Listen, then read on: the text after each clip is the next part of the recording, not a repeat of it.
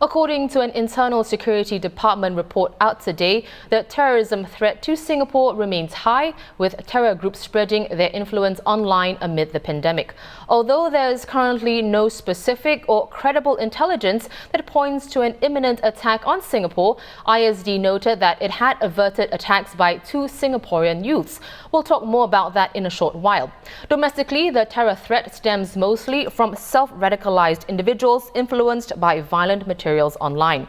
Since 2015, out of the 54 people dealt with under the Internal Security Act, 44 were self-radicalised, 32 were Singaporeans, 12 foreigners.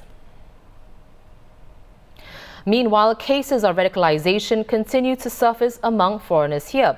None of those investigated had any plans to conduct attacks in Singapore, but their radicalisation and association with terrorists overseas still pose a security threat. Since 2015, over 40 Bangladeshi workers in Singapore were found to have been radicalised. Except for one currently detained, the others have all been repatriated. Since 2015 as well, 21 foreign domestic workers were found to have been radicalised, 20 have been repatriated, while the remaining worker is still serving her imprisonment term. In 2020, 3 Malaysian workers were found to be radicalised, bringing the total number of radicalised Malaysians repatriated since 2018 to 6. Let's discuss the report's findings with journalist at the Straits Times, Haris Baharudin. Well, Haris, it's the 3rd edition of this ISD report, which is released every 2 years. What are the overarching trends or key changes between this edition and the previous 2? So, a couple of things. The reports have consistently said that the terror threat to Singapore is high and has remained high. Now, this doesn't mean that terror attacks are happening all the time here. Thankfully, they're not. But what it does mean is that the potential for such attacks is there, and that members of the public have to continually remain vigilant and on a high alert. The ISD has said in this report, as well as in others that it has issued, that there is no specific or credible intelligence that points to an imminent terror attack here. But, as the common saying goes, it's a matter of if and not when. So by saying that the terror threat remains high, it's clear that the message is to not let all our guards down. And I think, secondly, what has remained consistent between the reports is how self-radicalisation remains as the biggest threat to Singapore. Domestically, most of the terror threat stems from self-radicalised people, that is, people who are influenced by violent materials online. So ISD has said that since 2015, 44 out of 45 people who have been dealt with under the ISA were self-radicalised.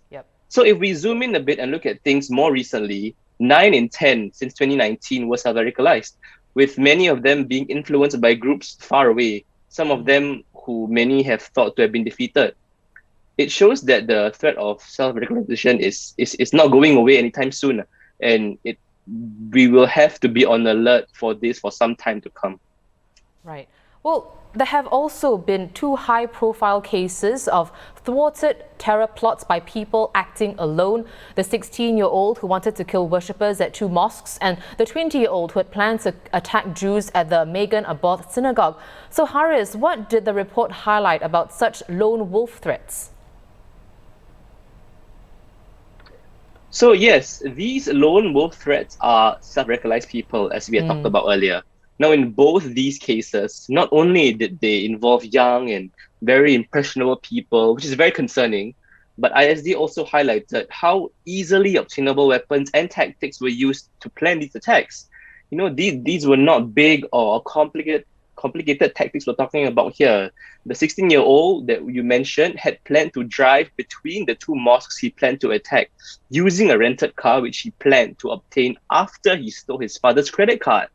So he and the 20-year-old Amirul, who is the other guy you mentioned, had both planned to use very simple knives to attack, with the latter even practicing stabbing with the knife he obtained after studying a diagram of the human vascular system to identify the best place to stab his victims so that he can inflict a quick death from massive internal bleeding. This is indicative of a trend that terrorism experts have noted that in recent years, where easily available means like knives and vehicles have been used for terror attacks. Well, still on the self-radicalization cases, the report found that, many are related to ISIS or the Syrian conflict. That being said, though, Singapore isn't immune to other forms of extremist ideologies and influences. What is the extent of the threat of far-right extremism? So you're right, Olivia. While Islamist terrorism remains a key and primary concern for Singapore, far-right extremism is an emerging threat as well. This form of extremism espouses racial supremacy and anti-Islam and anti-immigration ideas. The ISD has noted that this has emerged as a major concern overseas and is the fastest growing threat in some Western countries.